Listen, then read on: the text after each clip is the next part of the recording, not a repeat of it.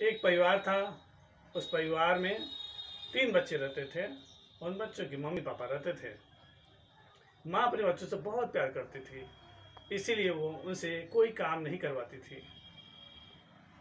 धीरे धीरे ऐसा दिन हो गया कि बच्चे माँ की कोई भी बात सुनते नहीं थे और लापरवाह हो गए थे।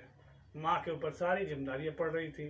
काम का बोझ ज़्यादा होने के कारण एक दिन वो बीमार हो गई और फिर उसने देखा कि बच्चे थोड़ा भी उसके कामों में सपोर्ट नहीं कर रहे थे, जिसकी वजह से उसकी हालत और बिगड़ रही थी। फिर क्या था, उसके पति ने उसे समझाया, देखो तुमने इन बच्चों को थोड़ा भी सही शिक्षा नहीं दी। मैंने कितनी बार कहा इन बच्चों को काम की जिम्मेदारी दो, काम बांट दो, ताकि आसान हो जाएगा तुम्हारे लिए और तुम्हें थोड़ा आराम भी मिल जाएगा। इस तरह से तुम भी स्वस्थ रहोगी और इन बच्चों को अपने काम का एहसास भी होगा। ये बात उस दिन उसको समझ में आ गई और उस माँ ने कहा, ठीक है, आज हम लोग इनका काम बांट देते हैं।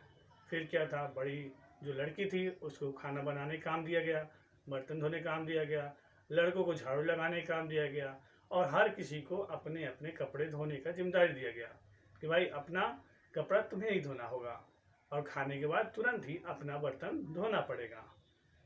फिर क्या था, ये सारी जिम्मेदारियाँ बच्चे लोग धीरे धीरे निभाने लगे। शुरुआत में बहुत दिक्कत हुआ क्योंकि बच्चे उतना आसानी से तो मानने वाले नहीं थे, लेकिन माँ बाप ने उन्हें थोड़ा सख्ती किया तो धीरे धीरे बच्चे उनकी आदतों में ये शामिल हो गया। माँ को भी थोड़ा राहत मिला। इस तरह से माँ भी स्वस्थ हो गई और धीरे धीरे उस परिवार की हालत बेहतर हो गई और वो बच्चे जिम्मेदार व्यक्ति बन गए। Thank you.